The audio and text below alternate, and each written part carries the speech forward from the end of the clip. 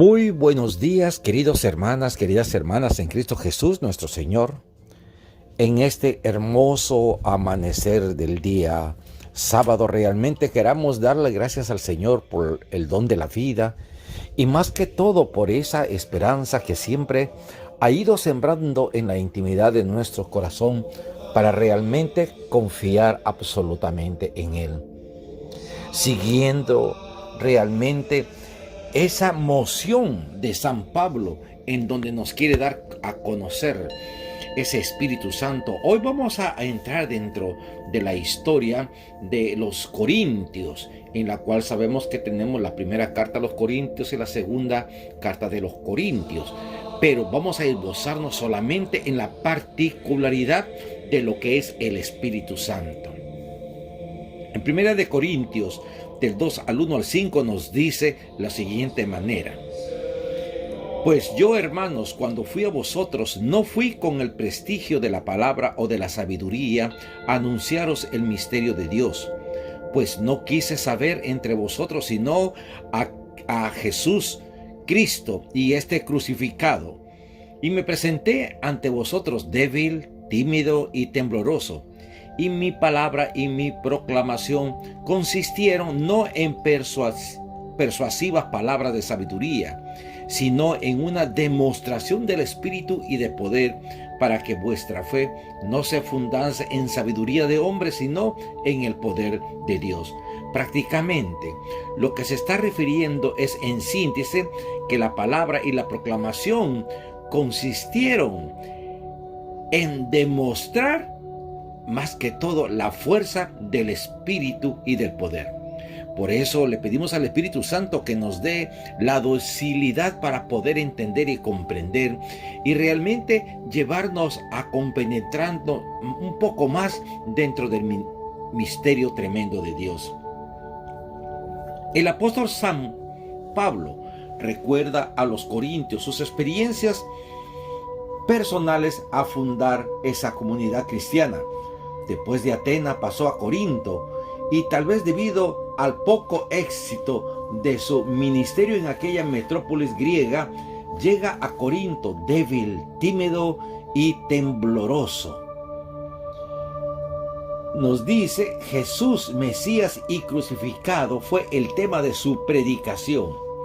La fe, pues, de los corintios se fundó en el mensaje de la cruz, que es una locura para los que se pierden, pero para los que se salvan, para nosotros, es fuerza de Dios.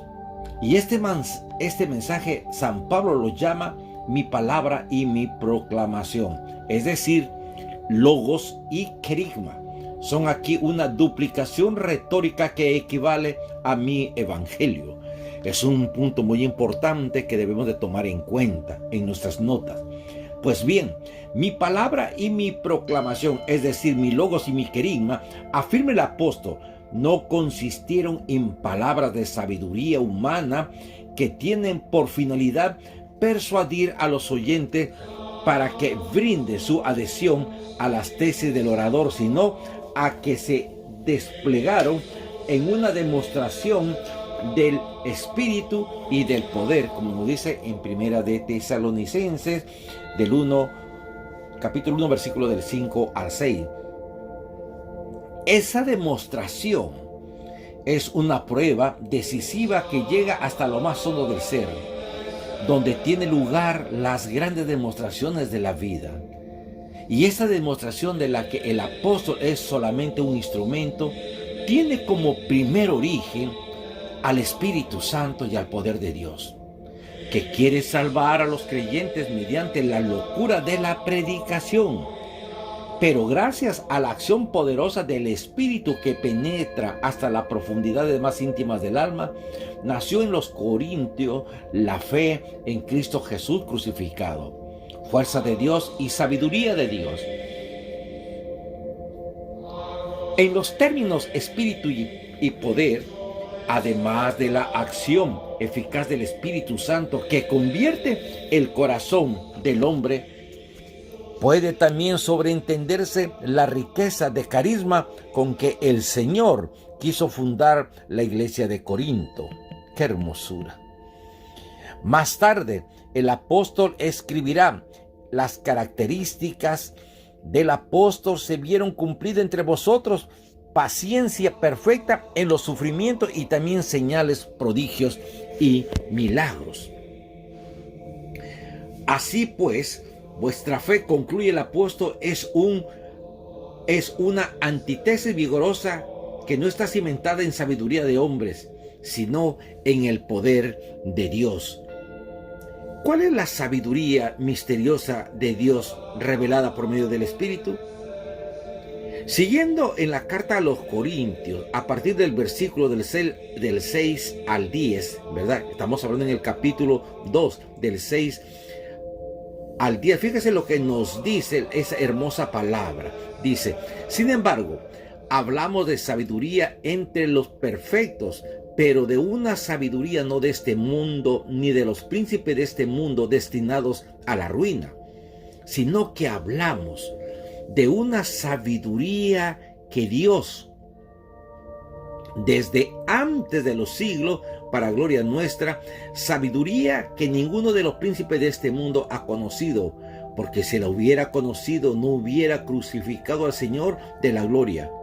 Pero aquello que está escrito, lo que el ojo no vio, ni el oído oyó, lo que no llegó al corazón del hombre, lo que Dios ha preparado para los que lo aman. A vosotros nos lo ha revelado Dios por medio del Espíritu, porque el Espíritu todo lo sondea, aún las profundidades del alma. Si el mundo gentil, es decir, el mundo pagano, tiene una sabiduría humana, los cristianos perfectos que han alcanzado el pleno desarrollo de la vida y del pensamiento cristiano también tienen su propia sabiduría. Pero esta sabiduría cristiana no cabe en los moldes de este mundo. No puede ser conquista del entendimiento del hombre como tal, pero ni siquiera es conocida de los príncipes de este mundo. Es decir, de las potencias del mal, de los demonios que reinan en el mundo, pero que serán destruidos por Cristo Jesús nuestro Señor, cuyos instrumentos por el momento son aquellas autoridades profanas que se oponen a la predicación de Cristo. Sí, realmente, querida familia, cuando uno realmente busca el conocimiento, la sabiduría de Dios, primeramente tiene que haber condiciones especiales en el alma del creyente. La sencillez, la humildad, la constancia, la perseverancia, que muchas veces son puntos que nosotros todavía, aún conociendo la verdad de Cristo, no realmente perseveramos en ese seguimiento. Por eso que nos cuesta intimidar en la acción del Espíritu de Dios. La sabiduría de los cristianos perfectos radicaban en 3 puntos esenciales. Primeramente, es una sabiduría de Dios misteriosa. No que sea una sabiduría enigmática, sino una sabiduría que tiene por objeto el misterio de Dios. Esto es el plan de salvación realizada por Dios en Cristo Jesús nuestro Señor. Segundo, es la sabiduría escondida en Dios y destinada por Él desde antes de los siglos para gloria nuestra. Esa sabiduría es Cristo crucificado, predestinado por Dios para salvar a todos los hombres, judíos y gentiles, y llevarlos hasta la participación de su gloria. Podemos verlo en Romanos 8 del 22 al 30 y Colosenses 1:26. Pero lo más importante radica aquí, querida familia, que Cristo fue predestinado, como dice, por Dios para la redención de nuestras almas. Ya Él prácticamente fue el último holocausto que se vertió sobre la faz de la tierra. Es realmente el puente en lo cual hace la conexión entre la criatura y el Creador. Fíjese lo misterioso de esto. Porque nosotros realmente, querida familia, hemos sido llamados para participar de la gloria de Dios. Y yo no entiendo por qué algunos hermanos no comprenden esta parte y entregan su vida al Señor. La sabiduría también de los cristianos es aquello que ni el ojo vio ni el oído oyó, ni llegó jamás al corazón del hombre, y que Dios ha preparado para los que los aman. como vemos en Isaías 64:3 y en Jeremías 3:16, pero que a nosotros nos lo ha revelado. ¿Y cómo viene esa revelación? Por medio del Espíritu, porque el Espíritu todo lo sondea, aún las mismas profundidades de Dios. Lo oculto en Dios no puede ser conocido sino por una revelación del mismo Dios. Pues bien, Dios ha revelado por medio de su Espíritu su misterio, plan de salvación. La sabiduría cristiana, por lo tanto, tiene pues su fuente en el Espíritu de Dios. El Espíritu Santo, siendo Dios, conoce las profundidades de Dios y habitando en el corazón de los creyentes les da acceso a los secretos de Dios. Por eso son los caminar de todos los santos. Pero realmente vamos a un punto muy importante. Nadie conoce lo íntimo de Dios si no es en el Espíritu propio de Dios, como lo vemos en el continuar de este hermoso episodio de los Corintios, ¿verdad? En el capítulo 2, versículo del 11 al 13, cuando dice: en efecto, ¿qué hombre conoce lo íntimo del hombre, si no es el espíritu del hombre que está dentro de él? Así también nadie conoce lo íntimo de Dios, si no es el Espíritu de Dios. Y nosotros no hemos recibido el espíritu del mundo, sino el espíritu que proviene de Dios, para conocer los dones que Dios nos ha hecho, de los cuales también hablamos, no con palabras enseñadas por sabiduría humana, sino con palabras enseñadas por el Espíritu Santo, expresando realidades espirituales en términos espirituales. Realmente, aquí lo que trata el apóstol es decir que nosotros no hemos recibido el espíritu del mundo. Esto es, el espíritu de una sabiduría puramente humana, de una sabiduría del mundo ajeno a Dios, sino que el espíritu que viene de Dios. Por los mismos podemos conocer, gracias al espíritu, los dones gratuitos que Dios nos quiere conceder y tiene preparados para algunos de nosotros. Por eso, iluminados por el espíritu sobre las realidades escondidas en Dios, podemos hablar de las mismas, pero con palabras adecuadas, no con el lenguaje que enseña la sabiduría humana, sino con lo que enseña el Espíritu. Por consiguiente, expresamos las cosas del Espíritu con términos enseñados también por el propio Espíritu. El hombre espiritual lo juzga todo, como vemos en 2 de Corintios, versículo del 14 al 16, cuando dice: pero el hombre psíquico no acepta las cosas del Espíritu de Dios, pues son locuras para él y no puede conocerlas, porque hay que juzgarlas espiritualmente. En cambio, el hombre espiritual lo juzga todo, mientras que a él nadie puede juzgarlo, porque ¿quién conoció la mente del Señor para instruirle? Pero nosotros tenemos la mente de Cristo. El hombre psíquico es aquel que se guía exclusivamente por la fuerza natural de su mente. Pues bien, el hombre psíquico no acepta, sino que rehúsa y rechaza las cosas del Espíritu de Dios, pues le parece una locura. Pero el hombre espíritu neumático, movido por el Espíritu de Dios, lo juzga todo con la luz del Espíritu. Puede juzgar las cosas propias del Espíritu.